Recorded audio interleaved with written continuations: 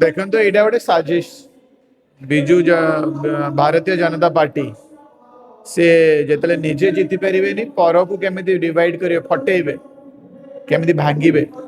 केमी दुर्बल करेंगे ये गोटे स्ट्राटेजी से विजु पट्टनायक किसी मायने ना राजनीति पॉलिटिक्स पावर से प्रकृत में भल पाऊँ 29 वर्ष है कौटे गले लिगेसी व्यक्ति कौटे असुविधा सब सुविधा समय कौटी थे पॉलिटिकल राइवरली भी थिला भीतर विजु पट्टनायक हरैया भी किसी लोक हाथ था सी आज कहते आम लेगेसी आम विजु पट्टनायक बन विजु पट्टनायक गोटे पाइनियर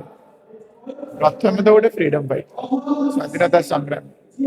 30 मास ऊपर जेल रे थे क्विट इंडिया मूवमेंट से पायलट भी थे पायलट बेलू से सब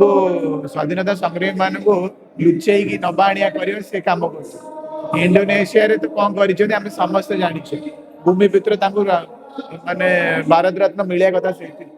भारत रत्न काश्मीर में भी मिलिया जोटा कि इम्पॉसिबल नाइट लैंडिंग पायलट से जो काम कर रशिया रे भी काम कर इंडस्ट्रियलाइजेशन रे नंबर 1 सशक्त Odisha self reliant self confident Odisha बने नंबर 1 चीफ मिनिस्टर विभिन्न minister cabinet ministers tall man of Odisha जहाँ कह जाए तो से एते किछि एते उपलब्धि करिसेंती छत्र छाया गुड़े लोक चलीजे ना को चल कि एमाने जो गोटे आउ गोटे बाहरी लेगेसी से डेफिनेटली राजनीति कारण माने विभाग विजु जनता दल विभाग केमती सृष्टि कले भारतीय जनता पार्टी को सहयोग हम यहाँ से साजिश करा दुखर कथा आम स्वाधीनता संग्रामी ना इस्तेमाल करी आज आम ओडिशा राजनीति को नष्ट करने चेष्टा कर लेगेसी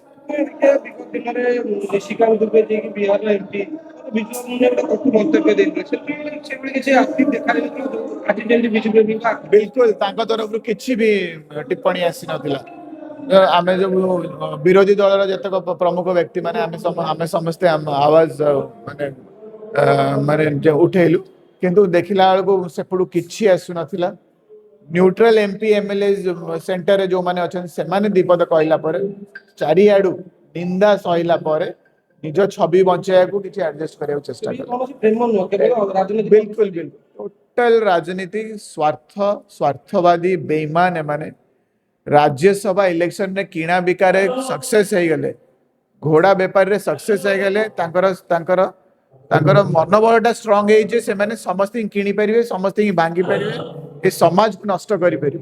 तो यांगर नष्ट माने चरित्रर व्यक्ति माने को भद्र लोक नुह भावुची जे ए लेगेसी व्यक्ति मान को ज्यादा प्राथमिकता न मिलू